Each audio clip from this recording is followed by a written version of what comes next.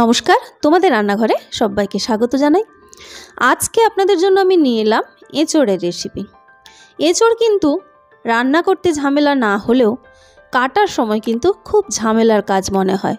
কিন্তু কিভাবে এঁচোড়টাকে কাটলে আপনারা সেই ঝামেলাটা একেবারেই মনে হবে না, সেটাই আজকের এই ভিডিওতে আমি শেয়ার করব। একটা এঁচোড়ের একদম মুখরোচক একটা রেসিপি দেখতেই পাচ্ছেন, শেয়ার করব।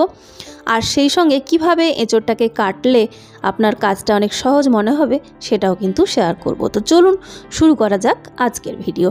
এর জন্য প্রথমেই বটি বা ছুরি যেটাতে আপনি কাটবেন তাতে ভালো করে একটু তেল লাগিয়ে নেবেন। সেই সঙ্গে হাতেও অবশ্যই একটু তেল লাগিয়ে নিন, আর যে পাত্রে কেটে রাখবেন তাতেও কিন্তু ভালো করে একটু তেল লাগিয়ে নিন। এরপরে অবশ্যই আপনি যদি টিউবওয়েল ব্যবহার করেন সেটা অবশ্যই টিপতে হবে, আর যদি বাড়িতে ট্যাপ থাকে তাহলে এইভাবে কলে অল্প জল ছেড়ে রেখে এঁচোড়গুলোকে 8 থেকে 10 টুকরো করে নিন। খুব বড় সাইজ হলে আরও ছোট টুকরো করে নেবেন। প্রত্যেক টুকরো কাটার সঙ্গে সঙ্গে এইভাবে ভালো করে জল দিয়ে যদি ধুয়ে নেন একেবারে এর মধ্যে আঠা থাকবে না। তো এখানে ছোট্ট যেহেতু দেখতে পাচ্ছেন এঁচোড়টা আমি 8টা টুকরো করেছি, তারপরে কিন্তু কল বন্ধ করে দিয়েছি ভালো করে ধুয়ে নেওয়ার পর। এবার যেভাবে খোসাটা ছাড়াচ্ছি দেখতেই পাচ্ছেন, খোসাটা একটু ভালো করে বাদ দিতে হবে। মাঝের এই যে মোটা শক্ত অংশটা অবশ্যই বাদ দিতে হবে। তারপর আপনি যেরকম সাইজ চাইছেন সেই মতো পিস করে কেটে নিন। আর কাটার পরেও যদি আপনার মনে হয় যে এতে আঠা রয়েছে তাহলে আবার একবার ভালো করে ধুয়ে নিন। হাতেও আঠা লাগবে না এবং একেবারে কিন্তু যে পাত্রে রেখেছি সেখানেও আঠা লাগবে না।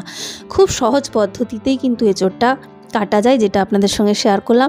পুরো এঁচোড়টা আমি রান্না করছি না, মোটামুটি একটা মাঝারি সাইজের এঁচোড় ছিল, তো মোটামুটি 2 থেকে 2.5 কিলো ওজন হবে, তার প্রায় অর্ধেক পরিমাণ এঁচোড় এখানে রান্না করে দেখাচ্ছি।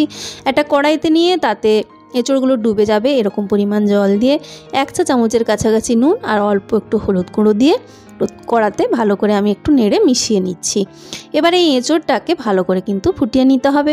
যদি এঁচোড়ের সঙ্গে আপনি আলু দেন দরকার মতো কেটে সেটা জলে ভিজিয়ে রাখতে হবে, তারপরে কিন্তু এঁচোড়ের সঙ্গে একটু আলুটাকেও ভাপিয়ে নিতে হবে। তো এবার এটাকে মোটামুটি 2 থেকে 3 মিনিট ফ্লেমটাকে বাড়িয়ে রাখুন। ফুটতে শুরু করলেই হয়ে যাবে। এঁচোড়ের কালারটা দেখবেন হালকা একটু নরম ভাব, দেখেই বুঝতে পারবেন যে একটু হালকা নরম নরম লাগছে। ততক্ষণ পর্যন্ত একটু ফুটিয়ে নেবেন, তাহলেই কিন্তু এঁচোড় আর আলু ভাপানো হয়ে যাবে। দেখুন ফুটতে শুরু করার পরেই কালারটা কীরকম চেঞ্জ হয়ে গেছে। এবার কি করব, গ্যাস বন্ধ করে দেবো এবং এঁচোড় আর আলুটা জল ঝরিয়ে তুলে নিচ্ছি। আপনি জলসহ অন্য কোনো স্ট্রেনারে এটা ঢেলেও দিতে পারেন। আমি এখানে ছান্তার সাহায্যে আলু আর এঁচোড়টা তুলে নিচ্ছি। এবার একটা গ্যাসে কড়াইকে খুব ভালো করে প্রথমে গরম করবেন।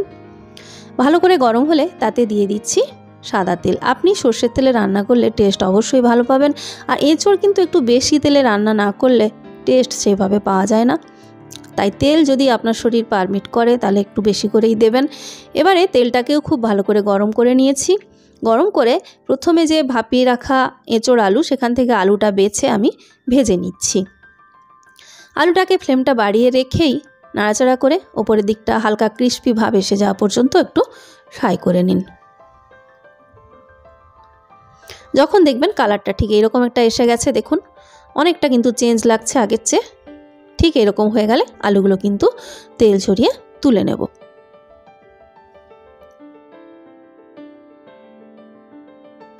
তো আলুগুলো সব তোলা হয়ে গেছে। এবার ভেজে নেব ভাপিয়ে রাখা এঁচোড়। এঁচোড়টাকেও কিন্তু এরকম 1.5 থেকে 2 মিনিট হাই ফ্লেমে রেখে একটু নাড়াচাড়া করে নিন, তাহলেই দেখবেন যে এঁচোড়ের ওপরের দিকটাও হালকা কালার চেঞ্জ হয়ে গেছে, তাহলেই কিন্তু ফ্রাই হয়ে যাবে। খুব বেশিক্ষণ ধরে একেবারে ভাজতে হবে এরকম কোনো ব্যাপার নয়। আমি একেবারে মিনিট 2 ফ্লেমটাকে বাড়িয়ে রেখে এঁচোড়গুলো নাড়াচাড়া করে ভেজে নিলাম।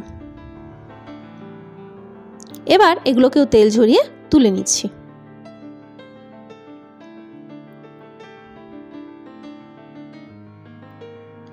এঁচোড়গুলো তোলা হয়ে গেলে এই যে বাকি তেলটা রয়েছে এই তেলে এবার দেখুন আমি কি দিচ্ছি। অল্প একটু চিনি দিয়ে দিলাম, এটা শুধুমাত্র কালার ভালো আনার জন্য। এবার দিয়ে দিচ্ছি 2টো তেজপাতা, দিয়ে দিচ্ছি একটু শুকনো লঙ্কা, ঝাল পছন্দ করলে একটু বেশিও দিতে পারেন। স্টার অ্যানিসের পাপড়ি যদি থাকে হাফ মতো দিয়ে দেবেন। 2টো এলাচ ফাটিয়ে দিয়ে দিচ্ছি। তো আমি এখানে খুব কম পরিমাণে এঁচোড় রান্না করছি, দেখতে পেলেন। 3 থেকে 4টা লবঙ্গ দিয়ে দিচ্ছি, আর অবশ্যই এখানে দিয়ে দিতে হবে দারচিনি আর কয়েকটা গোলমরিচ। বাড়িতে যে উপকরণগুলো থাকবে না সেগুলো না দিলেও হবে, তবে এগুলো দিলে টেস্ট কিন্তু একটু ভালো পাওয়া যায়। একটু নাড়াচাড়া করে একটা মাঝারি সাইজের কুচানো পেঁয়াজ দিয়ে দিলাম। পেঁয়াজটা হালকা নরম হয়ে যাওয়া পর্যন্ত একটু নাড়াচাড়া করব।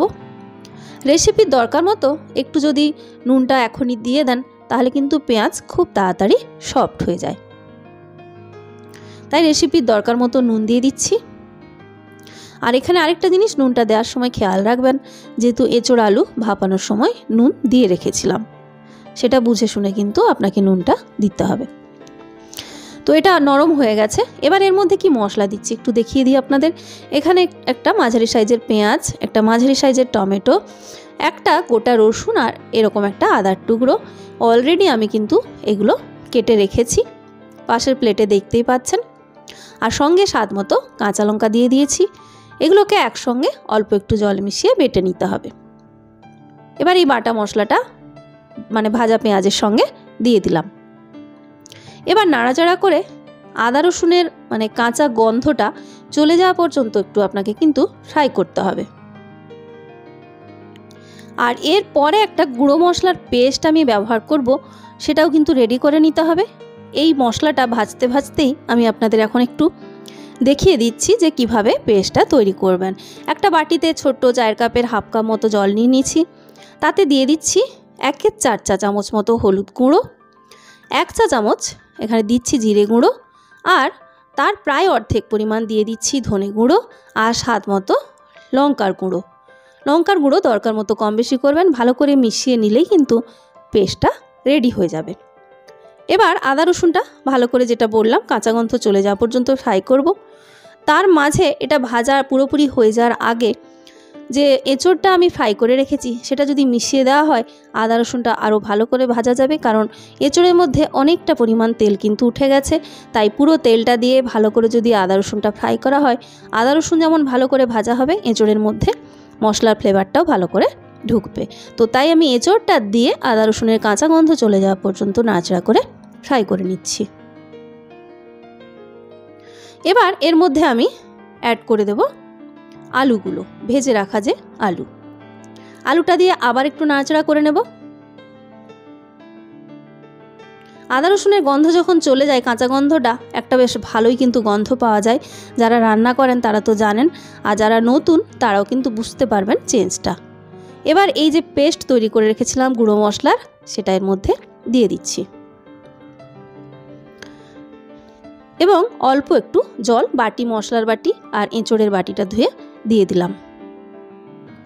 এবার এই যে মশলা, এটাকে বেশ ভালো করে কষাতে হবে যতক্ষণ না এই যে জল ব্যাপারটা দেখতে পাচ্ছেন এটা পুরোপুরি ড্রাই হয়ে যাচ্ছে এবং মশলা থেকে ভালো করে তেল ছেড়ে বেরোচ্ছে, ততক্ষণ কিন্তু নাড়াচাড়া করে কষাতে হবে। আর এঁচোড়টা আপনারা কাটার সময়ই বুঝতে পেরেছেন খুব নরম ছিল, তাই এই মুহূর্তে আর আলাদা করে ঢাকা দেওয়ার দরকার হচ্ছে না।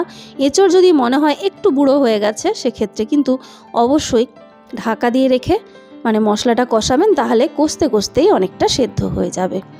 তো এটা যখন বেশ ভালো করে তেল ছেড়ে বেরিয়ে যাবে তখন আমি এবার এর মধ্যে অ্যাড করে দেব হচ্ছে জল। তো এখানে জলের পরিমাণটা আমি এখানে এঁচোড়ের কষা বানাচ্ছি, মানে একেবারে গায়ে মাখা মাখা। আপনি যদি একটু ঝোল রাখতে চান তাহলে কিন্তু জলের পরিমাণটা একটু বেশি দেবেন, আর আমি যেহেতু কষা বানাচ্ছি তাই জলের পরিমাণটা দেখুন, এঁচোড় আলুটা জাস্ট জলের মধ্যে ডুবে থাকবে এই রকম পরিমাণ দেখে কিন্তু আমি দিয়ে দিচ্ছি। এবার এই এঁচোড়টা যেহেতু নরম ছিল কাটার সময় বুঝতে পেরেছেন, এটাকে কিন্তু ঢাকা দিয়ে রাখবো আমি লো মিডিয়াম ফ্লেমে 8 থেকে 10 মিনিট, তাহলে সেদ্ধ হয়ে যাবে।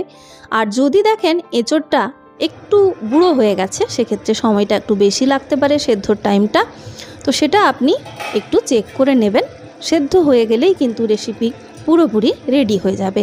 আলাদা করে কোনো ভাজা মশলা, গরম মশলা কিছু অ্যাড করার দরকার নেই। তো বন্ধুরা, এই ছিল আজকের রেসিপি। ভালো লাগলে লাইক, কমেন্ট, শেয়ার আর সাবস্ক্রাইব করতে ভুলবেন না।